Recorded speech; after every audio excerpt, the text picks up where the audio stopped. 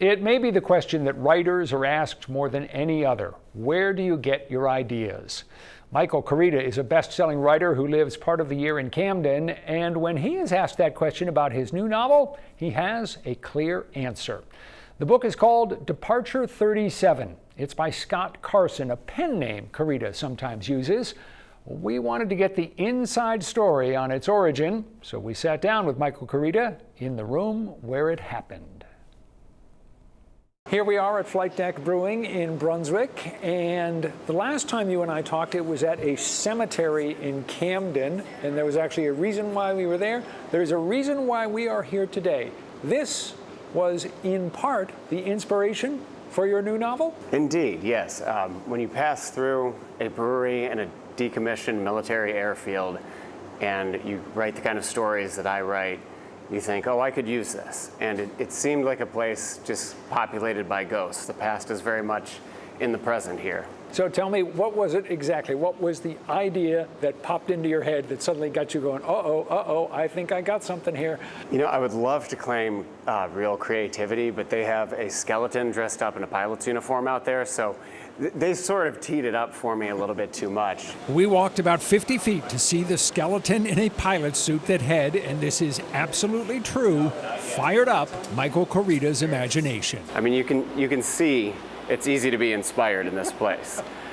When this is your entry point, it's not hard to think, boy, there's a story here. Did you pull out your phone and take a photo so that you'd remember, put the photo up over your computer? I should have. I think this one just went directly into the brain box. I mean, I'm sure your first response was you looked at this and you laughed, right? No. Or was your first response, well, what was your first response? My first response was, I need to find the bar, which is back there. But then, once my thirst had been quenched, I wanted to come back and take a look. This is an unusual setting with a former air base, former military air base, and the brew pub here. What was it, do you think, that clicked with you? I think the best way to find a story in the state of Maine is to get lost. And so I wanted to stop here for a pizza and a beer, and you drive past the old airfield, and there are all of these fences, barbed wire on the top, and these signs that say restricted government area, but you can feel the runway's right there, you can feel what it once was. And I just thought, well, that's pleasantly spooky. I loved the contrast of that.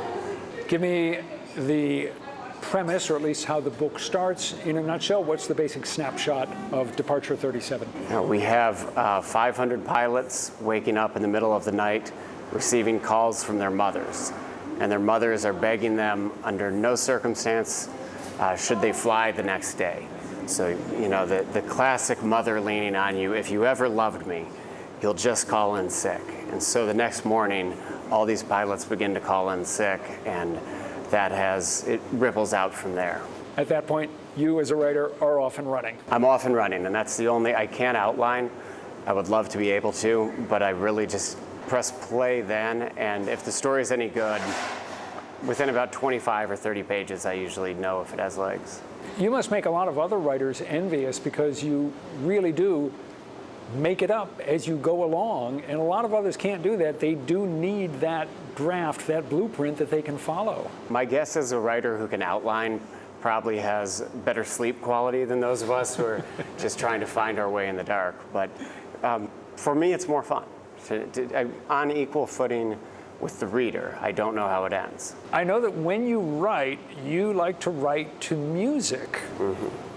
Is there a particular kind of music that you listen to when you're writing scenes set in Maine, when you want to capture the Maine vibe? Do you turn to anything special, or is it just part of your normal playlist? It's probably part of my normal playlist. Great question. The Ghost of Paul Revere was definitely in the mix for this one.